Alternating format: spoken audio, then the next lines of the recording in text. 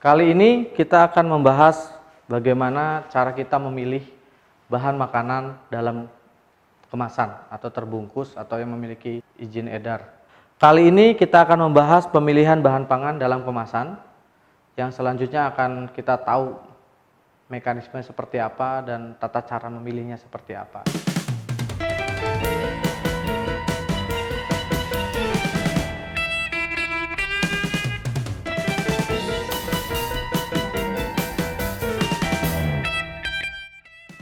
Saya Syamsul Arifin, praktisi keamanan pangan di Indonesia dan juga lead auditor untuk standar food safety and quality. Welcome to my foodies class. Ada satu hal yang mungkin menarik atau mungkin unik atau mungkin mudah diingat ketika kita membeli atau menerima bahan pangan dalam kemasan. Maka Badan POM sudah memperkenalkan istilah KLIK. KLIK. Pemeriksaan yang dilakukan pertama adalah cek kemasan, kemudian pemeriksaan label, pemeriksaan izin edar, dan pemeriksaan kadaluarsa. Gampang banget kan? Klik. Nah, K yang pertama kemasan. Jangan membeli pangan dengan kemasan yang rusak, penyok, berkarat, misalkan pangan yang dalam kemasan kaleng, atau mungkin sudah kusam warnanya, atau bahkan mungkin sudah sangat berdebu karena mungkin disimpan sudah bertahun-tahun gak kejual-jual. Karena kemasan itu menandakan bahwa apakah yang di dalamnya masih baik atau tidak. Bayangkan kalau kemasan kaleng di dalamnya, kalengnya penyok, ternyata di dalamnya kalengnya sudah berkarat. Berarti sudah banyak sekali resiko kontaminasi. Atau kalengnya menggembung. Karena menggembung itu sudah banyak bakteri pembusuk di dalamnya menghasilkan gas. Jadi dia menggembung dia. Nah, jangan diterima ya. Jadi usahakan terima semuanya dalam kemasan yang baik. Kalau ada segelnya pastikan bersegel ya, supaya menjamin ya apa yang kita beli baik untuk kita konsumsi atau kita olah sebagai pangan olahan lanjutan. Nah, setelah kita pastikan kemasannya baik, berikutnya adalah L, pemeriksaan terhadap label. Dalam kemasan pangan, ketika kita membeli satu produk, contohnya dalam gambar ini ada contoh kemasan jus jeruk ya. Pastikan di situ tertulis nama jelas produknya apa. Jika produknya jus, maka jus itu merupakan sari buah ya. Maka isinya adalah buah yang diperas jadi jus. Tapi kalau isinya berupa essence dan pewarna perisa makanan ditambah gula, maka bukan jus. Itu namanya adalah perisa, minuman berperisa buah. Tapi jika jus maka ada konten buah asli yang memang di dalamnya terkandung. Kemudian cek berikutnya adalah komposisi. Di dalam produk tersebut ada komposisi. Komposisi adalah bahan pembuatnya apa atau ingredients. Jadi kalau tadi contohnya jus, mungkin komposisinya ada gula, ada buah-buahan, ada pengatur keasaman, mungkin ada pengawet, mungkin juga ada pemanis buatan. Tidak masalah mencantumkan hal tersebut karena memang kewajiban perusahaan atau industri makanan untuk mencantumkan tanpa terkecuali semua bahan yang digunakan. Jadi tidak boleh hanya mencantumkan gula, buah-buahan, dan bumbu rahasia. Nggak boleh, karena secara regulasi pendaftaran pangan di Indonesia, Badan POM telah mengatur bahwa semua makanan yang diproduksi harus mencantumkan komposisi atau ingredients yang digunakan. Namun memang tidak perlu mencantumkan formulasi. Formulasi itu berapa gram atau berapa persen, itu tidak perlu. Yang wajib dicantumkan adalah kandungan, komposisinya apa. Atau mereka juga boleh mencantumkan komposisi nutrisi atau nutrition fact. Komposisi nutrisi adalah kandungan nutrisi apa yang terkandung di dalam makanan tersebut. Mungkin ada protein berapa persen, karbohidrat berapa persen, lemak berapa persen, kandungan air berapa persen, dan seterusnya. Itu merupakan informasi nilai gizi yang bermanfaat bagi pengguna nantinya, sehingga kita lihat bagi beberapa yang mungkin sedang diet, berapa kalori yang dibutuhkan ada tercantum di dalamnya, kalori dalam satu kemasan tersebut berapa. Kemudian di dalam produk kemasan juga ada berat bersih atau net weight. Berat bersih merupakan berat produk tersebut di luar kemasan, sehingga jika berat bersihnya 1000 gram atau 500 gram, maka harus dipastikan bahwa di dalamnya memang terkandung 500 gram. tanpa kemasan. Jadi dengan kemasan mungkin ditambah beratnya atau disebut bruto atau berat kotor. Jadi yang wajib ditampilkan adalah net weight atau berat bersih. Boleh satuan mili, boleh satuan mililiter, liter ya, atau satuannya gram, kilogram, tergantung volume atau isi dari produk tersebut. Kemudian biasanya di bagian paling bawah ada yang disebut dengan nama produsen dan alamat produsen. Diproduksi oleh PT apa? Di mana? Ya, misalkan mungkin diproduksi PT XXX di Jakarta atau PT XXX Bandung. Karena memang pendaftaran pangan yang diatur oleh Badan POM, nama perusahaan pembuat atau produsen harus dicantumkan. Atau boleh saja si perusahaan tersebut mensubkontrakkan prosesnya dengan perusahaan lain. Jadi tertulis biasanya begini, diproduksi oleh PT XXX untuk PT YYY Bandung. Berarti yang membuat PT XXX, tapi yang punya merek adalah PT YYY. Jadi itu yang disebut dengan maklon atau subkontrak proses. Kemudian biasanya juga ada nomor izin edar. Nomor izin edar ini adalah nomor registrasi pangan tersebut di Badan POM ya. Nanti ada izin MD, izin ML ya. Di situ ada MD itu berarti makanan dalam negeri, ML berarti makanan luar negeri, yang memang harus mencantumkan izinnya sebelum produknya diedarkan. Dengan kata lain, semua makanan minuman berkemasan yang dijual di eceran atau di retail harus memiliki izin edar. Izin edar bisa dikeluarkan oleh Badan POM atau dikeluarkan oleh Dinas Kesehatan setempat. Izin edar dikeluarkan oleh Badan POM jika untuk industri skala menengah besar, kemudian skala kecil pun masuk di samping industri rumah tangga. Jika skalanya industri rumah tangga, maka izinnya dikeluarkan oleh pemerintah daerah setempat melalui Dinas Kesehatan masing-masing yang disebut dengan PIRT, Pangan Industri Rumah Tangga. Jika makanan tersebut diproduksi oleh industri yang menengah kecil, menengah besar, yang bukan rumah tangga, maka izin edarnya wajib dikeluarkan oleh Badan POM berupa MD atau makanan dalam negeri. Nah, MD terdiri dari 13 digit angka, sementara PIRT terdiri dari 15 digit angka.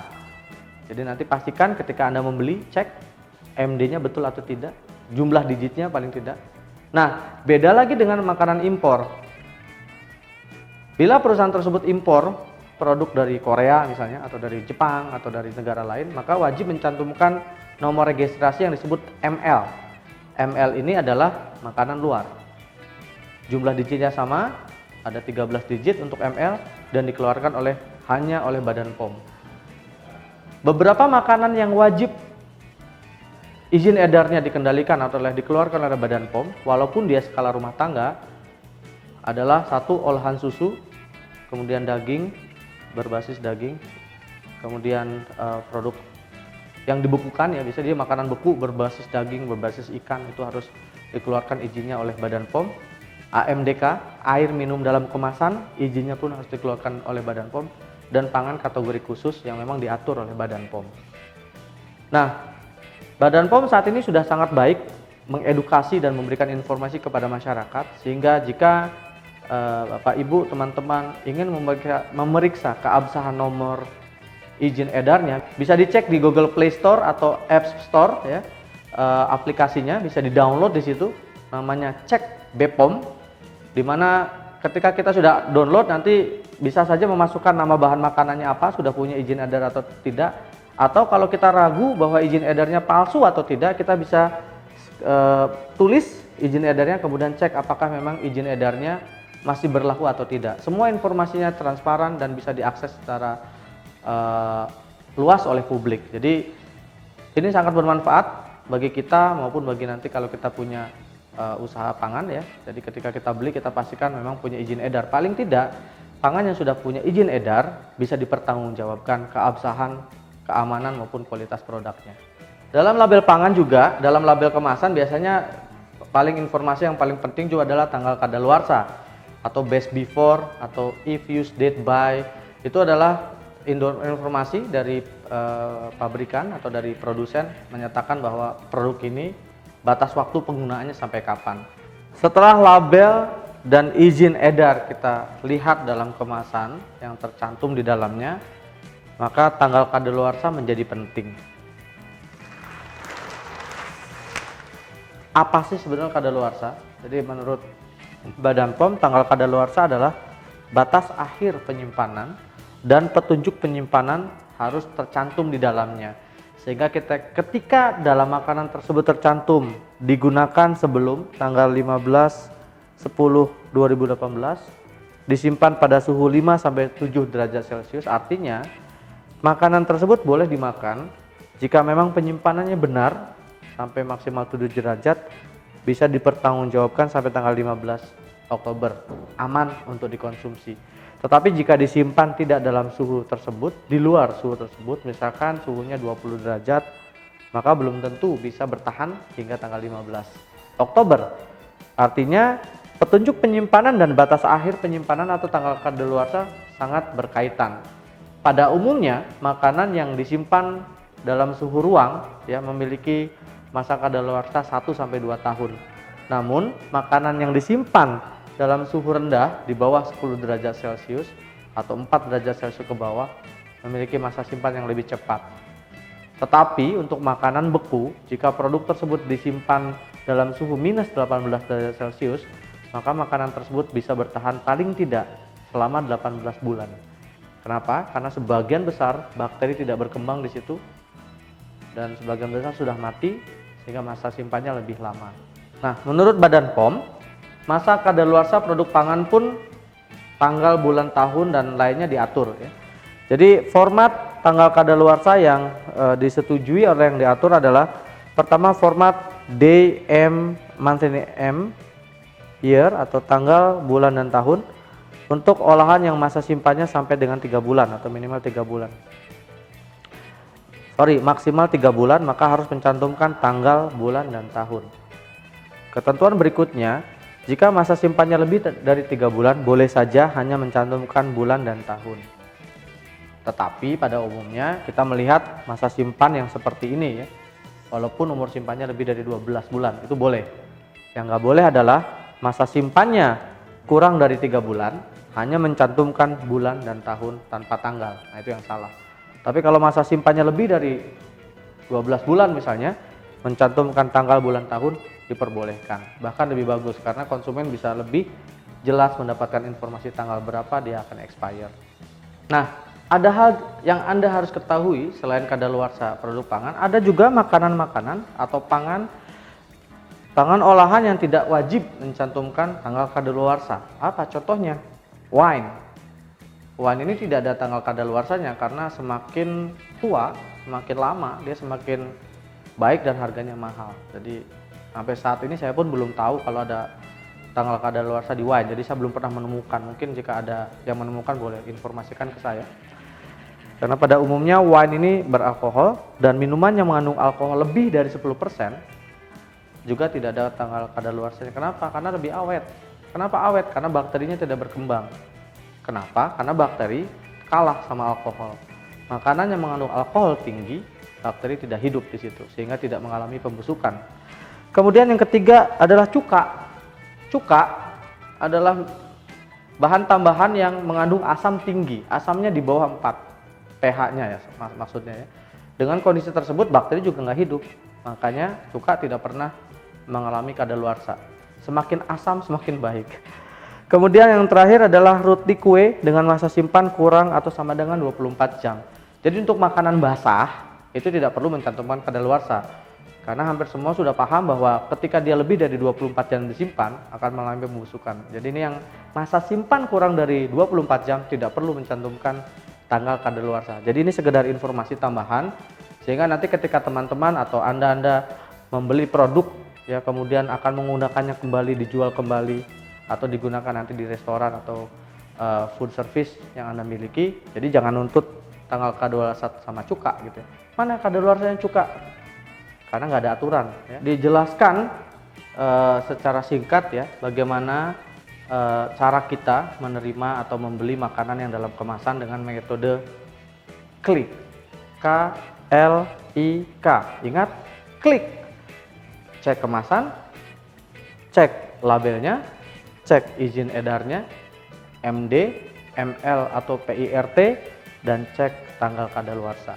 Dengan melakukan cara yang sederhana ini, kita bisa mencegah resiko ketidakamanan pada produk makanan kita. Mudah-mudahan informasi ini bermanfaat bagi teman-teman semua. Harapan saya ini bisa diimplementasikan, bisa diceritakan ke kerabat, keluarga, atau diaplikasikan nanti di industrinya masing-masing. Saya Syamsul Arifin, thanks for watching my foodies class. Bye-bye.